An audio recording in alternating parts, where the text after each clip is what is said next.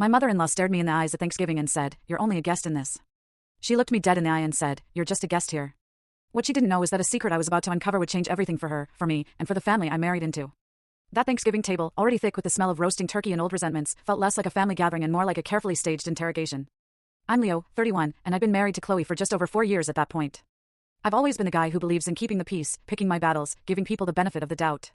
But sometimes, those beliefs become a silent trap, pulling you deeper into a world of forced smiles and pleasantries with people who, no matter how many years you show up, still see you as an outsider.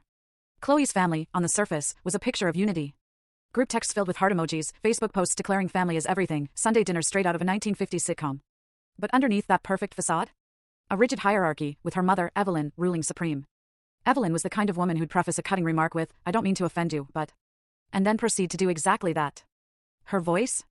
Sweet. Her tone? Polite. Every word coated in sugar, but laced with something sharp, something toxic. For years, I told myself it wasn't personal. She just had a strong personality. She needed time to adjust. She was protective of her daughter. Excuse after excuse. The first Thanksgiving I spent with them, I blamed her coldness on unfamiliarity. I wasn't her son, just the outsider dating her only daughter, and she was sizing me up like I was auditioning for a part in their perfect family narrative. She called me Lee instead of Leo, even after I politely corrected her 3 times. She insisted I sit on the far end of the table, exiled from the family cluster. And when I brought a nice bottle of wine as a hostess gift, she just smiled, that tight little smile, and said, "Oh, Leo, that's sweet. We usually stick to reds, but I'm sure someone will manage to drink it." But like I said, I let it go. Holidays are stressful, right? And I was new to their dynamic.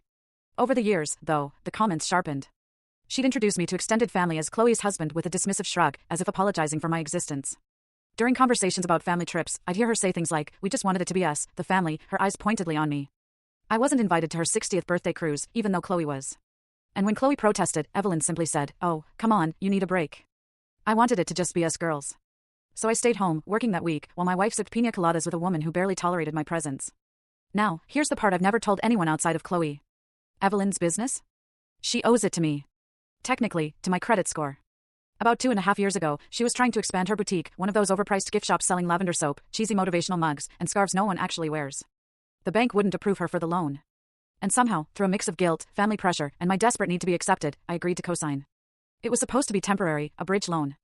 She promised, 6 months, max, and I'll refinance it under my name. That was 31 months ago.